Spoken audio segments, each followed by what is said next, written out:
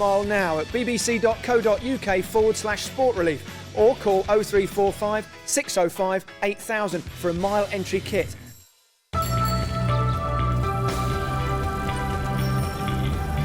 A BBC News Update now on BBC One with Sophie Rayworth.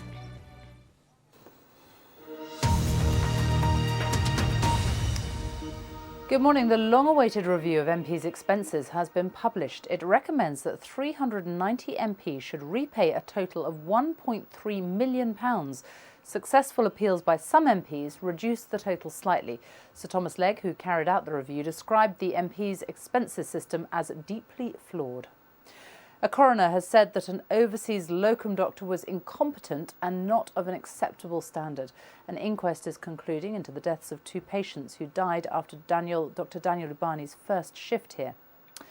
British Gas is cutting its standard gas prices by an average of 7%. It's the first big supplier to pass on savings from a fall in wholesale prices last year. Toyota is facing new problems after reports in Japan of faulty brakes on its hybrid Prius car. It is already recalling millions of other models worldwide over accelerator problems. New car sales in January were 30% higher than the same month a year ago. The Society of Motor Manufacturers and Traders says more than 145,000 cars were sold.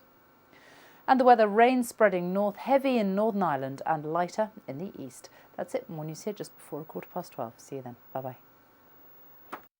A sad story, but can a pub purchase turn things around? The best of Homes Under the Hammer, next. 6 have made it to the semi-final. They'll have to give everything they've got to make it to the next round. I expect to see really the best at this stage. If I don't see you guys in the finals, it's a crime. So You Think You Can Dance semi-final, Saturday 7:05 on BBC One. Catch last week's show on BBC iPlayer.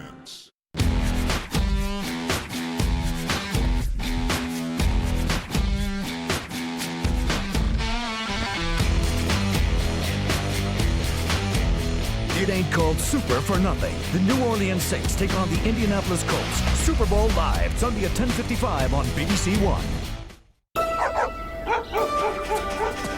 It's goodbye to a bear collection with Cash in the Attic in half an hour. Right now on BBC One, Lucy and Martin with some great past properties.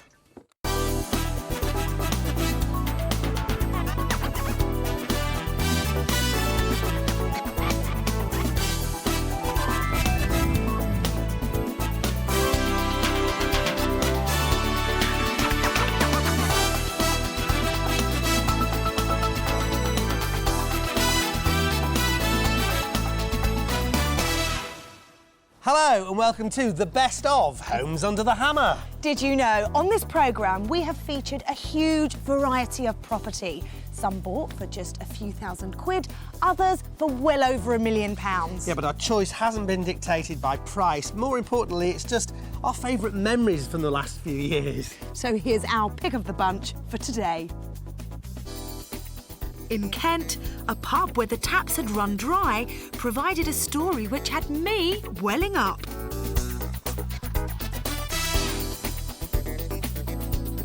And the train to Nottingham was on time, but had they called time on this old house? These are 2 of our favourite properties from the early days. Find out what happened to them when they went under the hammer.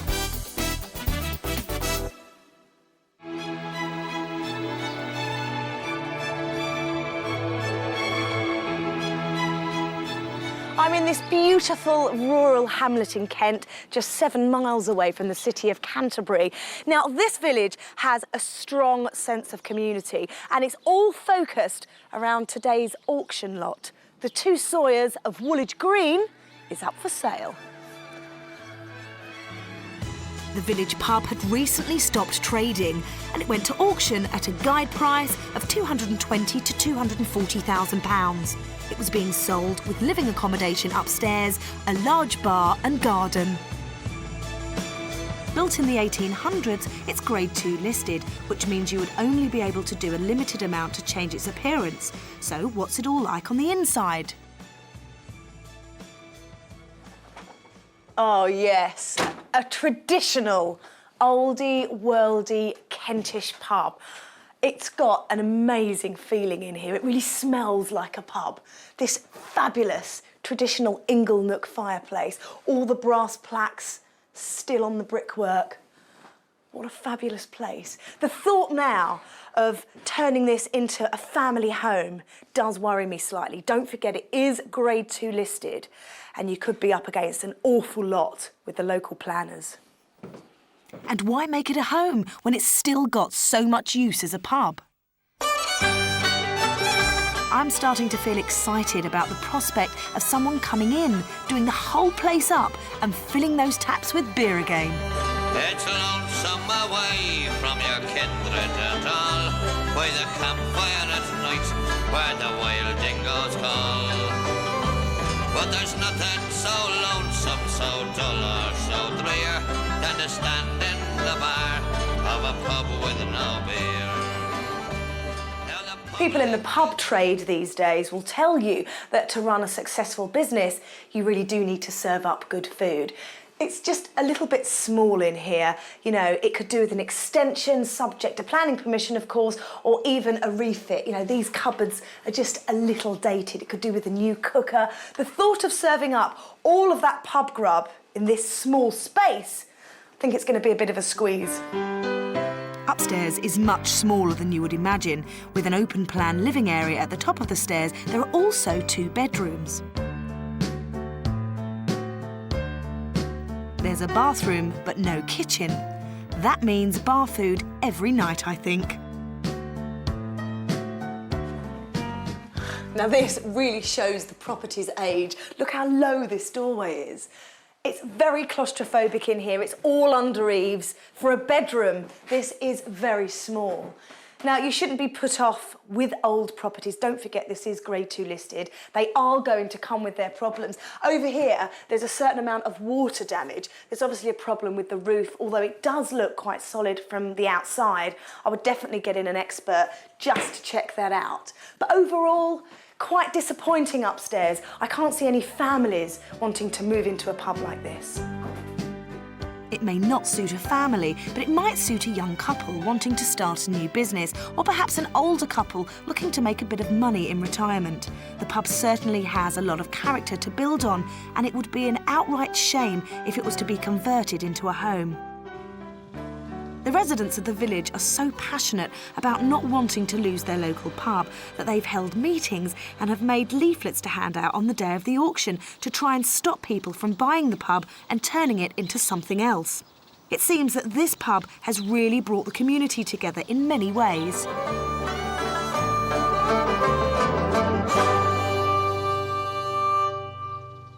So, will it retain its pub spirit and open the doors to the public once more? Or will the developers get their hands on it and turn it into an idyllic country house? There's only one way to find out. Let's go to auction.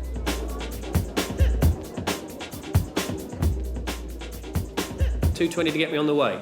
£220 I have at the back. £220 I'm on the way. £220 now. £225. At £225. £225 I have. And £30. And £30. £230 and £35. £235. At £230,000 I've got and £235 I want. Are we all done at £230,000? £235 sitting down, I'm obliged. £240 now if you like. £240. At £235 sitting down in the middle and £240 I want. At £235,000 I'm bid and £240 I want. Are we all done at £235,000? £238 I've got. £240 now make it. £240,000 if you like. £240 I have. £242 at the back if you like now. At £240,000 I've got. It's in the room to sell at £240,000. You'll need to hurry up if you're going to bid. At £240,000 I've got for the first time then. At £240,000 for the second if you're all done. At £240 for the third and final time if everyone else is out. Yours, madam, yes. Whoa, what a cheer. And the winner is Brenda. She's the happy one in case you hadn't noticed, and her brother Tony. The reason Brenda is so jubilant is that they tried to buy the pub before, but it didn't go through. And then it went to auction. But now it's rightfully theirs. What was the price you'd agreed prior to the auction? 250,000. So that was a better bonus, even better. So it really was meant to be, wasn't it? It certainly was. There's BH out on the front, and it got my name stamped all over this pub. Oh. Yeah, absolutely delighted with it all. Now, what I want to know is, how did you feel the first time you clapped eyes on it? We'd gone out for the day, and Tony said, come on, let's go and find some lunch. And we walked in, and I said, I could do with something like this, get my life back on track, and walked in and we found out that it was up for sale. So why hasn't your life been on track? My husband died all of a sudden. Oh. How long ago now? Nearly two years in June. Right. 2 years in June, on my oldest son's wedding day. Oh, that's so sad. And Tony, you've been there every step of the way with Brenda, haven't you? Yeah. Helping her along. And my kids, they've been absolutely wonderful, and they're behind me 100%. Let's hope this place brings some comfort for Brenda, who feels she's ready for a brand new start. Brenda was a landlady for years. Together with her late husband, Kevin, they took on pubs that needed work and turned them back into the heart of the community. But what made this pub so special for her? I felt as though my husband was still sitting on my shoulder. Really? Yeah. Did you get any signs? Yeah, a rainbow board of a menu, and he believed in rainbows. Did he really? Yeah. So I just feel like I'm at Rainbow's End now.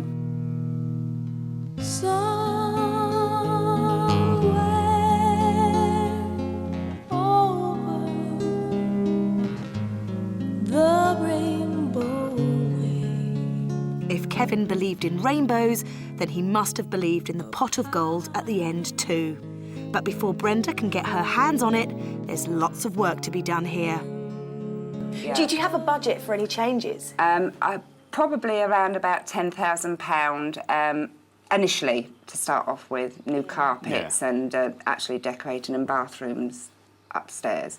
I feel really focused now. My life can start moving on again. I can't sit on my backside anymore. I've got to get up and do something, earn a living. And I know Kev's saying, go for it, girl. You can do it. He's there behind you, isn't he? Definitely, definitely.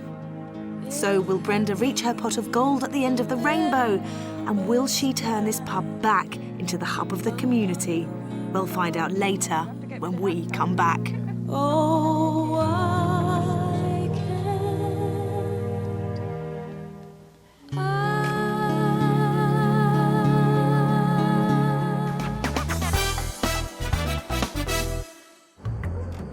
Bulwell, just off the M1 in the East Midlands, in the suburbs of Nottingham, was an old mining town but has now been swallowed up by the expanding city. It still has its own shops and amenities and is much sought after by first-time buyers and developers. Actually, it's got a lovely local community. More importantly, from a property point of view, you've got ace links into the city centre. There's a brand new tram line, amongst other things. Even better, the house we're looking at is just over there.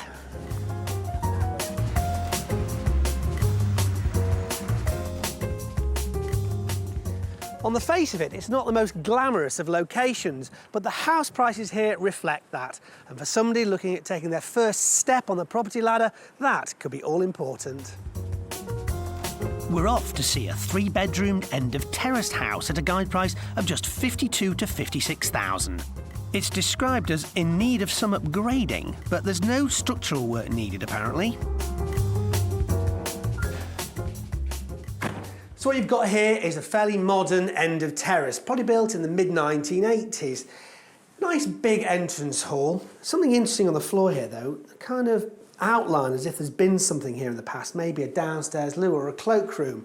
You've got stairs leading to the bedrooms and then into the front room. Loads of room in here, look at this. You've got a living room area and the dining room just off the end of it there with the big double doors on the end. Lots of light flooding in, good to see that.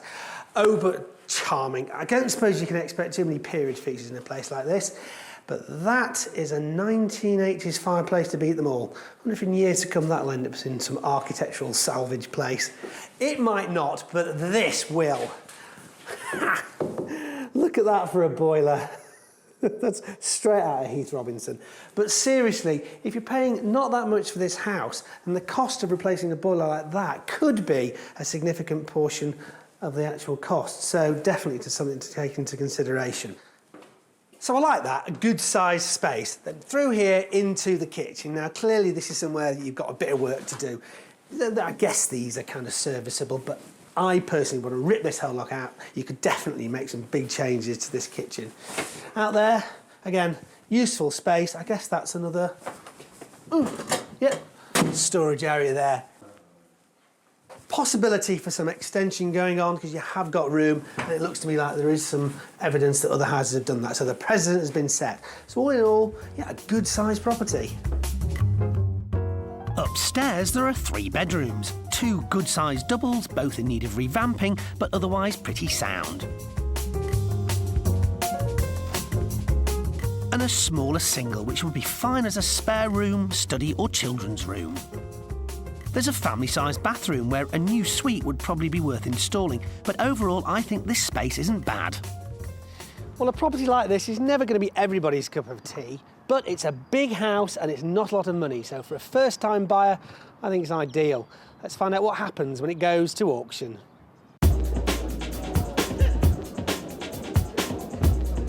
Lot number 30, 31 Latimer Close in Bulwell. 3-bedroomed end townhouse, mostly double glazed, part central heating, in need of a bit of improvement. £50,000, don't mind where we start. 50 for Latimer Close, 50 is bid, thank you. That's £50,000, the opening bid at 50. 51 is bid, 51, 52, 53 is bid, 54, 55, 56, 56, 57, 56,000 at the back, 57, 57, thank you, 57, at 57,000, 58, 58, on my far right, 57, gentleman's bid, at 57, 57 and a half, 58 is bid, 58 and a half, 59, 59,000, 59 and a half, at 59 and a half, at 60, at £60,000, at 60, one more, and a half, 60 and a half, walks away at 60 and a half, 61 quickly, 61 at the back, 61, stick with it, at 61, 500, 61, 5, 62 may I say, no, 61 and a half then this side, 62 quickly anywhere else, we're selling at 61 and a half thousand for the first time, 61 and a half for the second time, third and last chance, all done at 61,500, sold 61 and a half, thank you. And for £61,500, the successful bidders were local couple Paul and Joanne. They've had their eye on the house for some time. Paul works for a call centre in Nottingham, and Joanne is a waitress and a busy mum to 15-month-old Harrison. Paul, Joanne, congratulations. Thank you. Tell me about yourselves. We've been married about nearly 8 years. At the moment, we're living in a 1-bedroom flat, so this is like a luxury to us, really, 3 bedrooms. And we're looking forward to moving in. With having this young one as well, it's going to be a lot easier with having the 3 bedrooms. At the moment, we've been sleeping in the front room in a sofa bed, and he's taken over the bedroom, so it became a necessity to look for somewhere else. You know, Joanne's from Bulwell anyway, so her mum lives just across the road, so it's just going to be a whole lot nicer just for the family environment. So, what about plans for this place then? What are you going to do? The first thing is really just to get all the decor off the wall, get it stripped back as much as we can. We've got all our friends coming Saturday to help us with the scrapers, and you know, we're looking forward to that. Get the barbecue on, get the beer flowing, and get everybody working on the house for free, really. You having a painting party? Yeah, that's it, yeah. Strip the garden, strip the front and back, and hopefully get it fairly livable in the next sort of 10, 14 days, really, and then work from there. 2 weeks then, you're planning to move in? Yeah, we've got quite a short time frame, but hopefully it can be done. We've got people coming in doing quite a bit of work. Got a decorator. Hopefully we're going to be having kitchen and bathroom replaced in the next sort of 4 to 5 weeks. So within a couple of months it should be easily livable, really. What about Harrison's room? What's the plans for that then? That's priority. What are we doing? Thomas the Tank Engine or...? Not made our mind up yet, but nice bright colours, whatever we decide. Whatever colour it turns out to be, red, green, blue or purple, whether Teletubbies or Thomas, I don't think Paul and Joanne are going to have much playtime if they hope to get this house ready in a few weeks' time. We'll be back later in the show to see how they've got on. We sometimes go back to properties and a fortune has been spent. Sometimes we go back and there's just been a lick of paint. But we do always go back. It's the moment of truth. Remember that old pub in Kent? It had loads of character, but needed someone to come and fix it up and bring it back to the locals, who sorely missed having a place for a good old beer or two. It was bought at auction for 240 grand by Brenda and her brother Tony. For Brenda, it was a chance to start all over again, having lost her husband 2 years earlier. It's been 2.5 months since we last saw them. And just look at the change in here. I can see clearly now, the rain is gone. I can see all obstacles in my way. Gone are the dark clouds that had me blind. It's gonna be a bright, bright, bright, sunshiny day. I think Brenda's finally reached her pot of gold, and I'm sure her late husband Kevin would be very proud of her. Everybody's pitched in here, including Tony, his wife Jane, and Brenda herself. I've been out there at 10 o'clock at night, sawing trees down. Well, bushes, not trees, because I don't believe in cutting actually trees down, but it was so we could have a walkway through Bram.